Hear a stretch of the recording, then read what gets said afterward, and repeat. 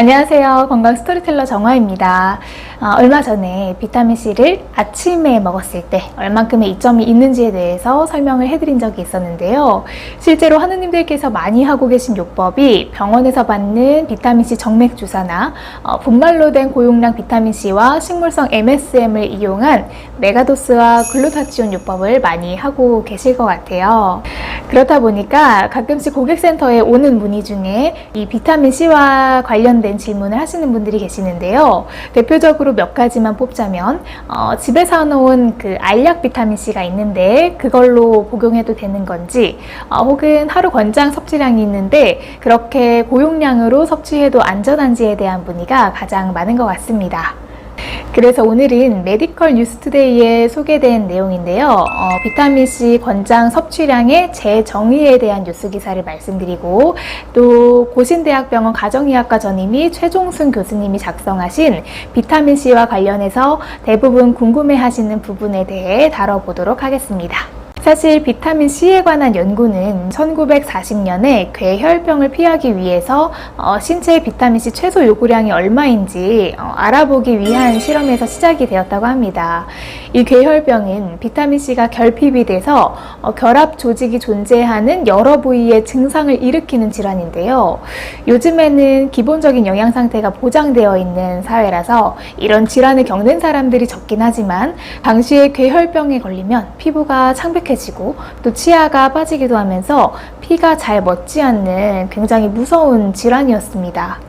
그래서 이런 실험을 통해서 궤혈병을 피하려면 매일 10mg의 비타민C를 필요로 하다라는 결론이 나왔지만, WHO에서는 이 실험 결과를 잘못 해석해서 이 수치를 4배로 잡고 권고했다고 합니다. 하지만 최신 연구 결과에 따르면 WHO 권고량도 턱없이 부족한 정도의 수준이라는 것이 이 뉴스의 요지입니다. 비타민C는 상처 조직을 형성하고 상처를 치유할 수 있게 해주는 단백질인 콜라겐의 생성에 중요한데요. 이 외에도 몸의 산성화를 막아서 악성 종양 암세포의 성장을 막고 혈관벽을 튼튼하게 유지함으로써 고혈압이나 혈관 관련 질환을 예방하는 데에도 중요한 역할을 하고 있습니다. 새로운 연구 결과에서는 건강한 사람의 경우 콜라겐 형성을 위해서 하루 95mg의 비타민C를 섭취해야 한다라고 제시를 하고 있습니다.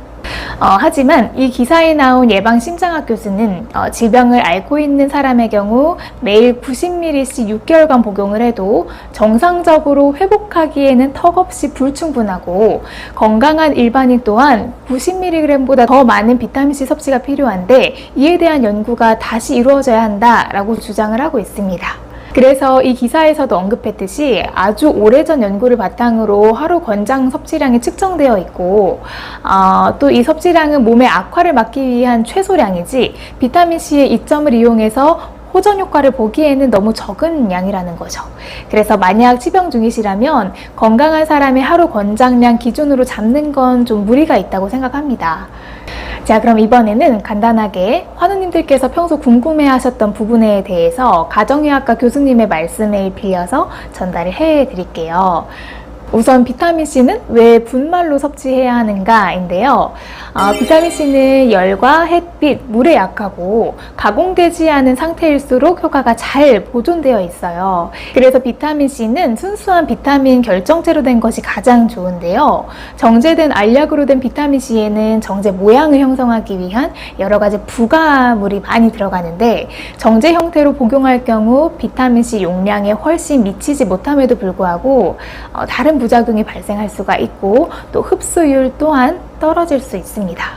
하지만 분말 비타민C에는 어떤 첨가물도 들어가 있지 않은데 신맛이 강해서 처음에는 먹기가 좀 불편할 수 있지만 익숙해지면 쉽게 누구나 드실 수가 있습니다.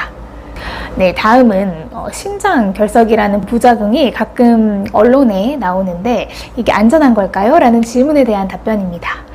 저희 직원분도 이런 문의를 가끔 받을 때가 있다고 하던데요. 그래서 이 부분에 대해서 설명을 드리자면, 실제로 비타민C의 대사물 중에 하나가 결석을 유발시킬 수 있습니다. 하지만 이 대사물에 의해 결석이 생기려면 소변이 염기성이어야 합니다. 이 염기성이라고 하는 건 저희가 예전에 다뤘던 내용인데, 그 pH, 소변으로 pH 체크하는 부분에서 1에서 14 중에 14, 알칼리성에 들어가는 부분이 염기성이라고 할 수 있죠. 그렇지만 메가비타민 요법을 하는 환우님들의 경우 이 소변이 대부분 산성이고 비타민C가 이뇨작용을 해서 오히려 결석 생성을 예방하므로 결석을 유발시키는 경우는 거의 없다라고 보셔도 무방할 것 같습니다.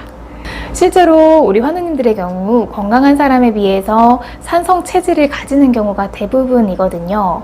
약 알칼리성의 체질을 유지하기 위해서는 많은 노력이 필요한데요. 암세포가 분열할 때 주변을 산성화시키고 또 이게 반복되면서 악순환을 일으키기 때문입니다. 네, 마지막으로 장기간 본말 비타민C를 복용해도 될까요? 라는 질문인데요. 비타민C는 매우 안전한 물질이라서 장기간 섭취에도 아직까지 커다란 부작용이 발생된 예는 보고된 적이 없다고 이 글의 교수님이 서술을 했습니다. 그래서 이런 비타민C를 드실 때 너무 걱정하시면서 드실 필요까지는 없을 것 같아요. 아마도 없을 부작용을 걱정하면서 안 드시기보다는 드셨을 때 훨씬 더 많은 이점이 있고 이왕이면 분말형으로 드셔야 온전한 비타민C를 섭취할 수 있다는 이 정도 알고 계시면 될 것 같습니다. 네, 오늘은 저번 영상에 이어서 비타민C에 대한 내용에 대해서 알아봤습니다. 네, 그럼 다음번에 또 더 좋은 주제, 유익한 주제로 찾아뵙도록 하겠습니다. 시청해주셔서 감사합니다. 항상 건강하세요.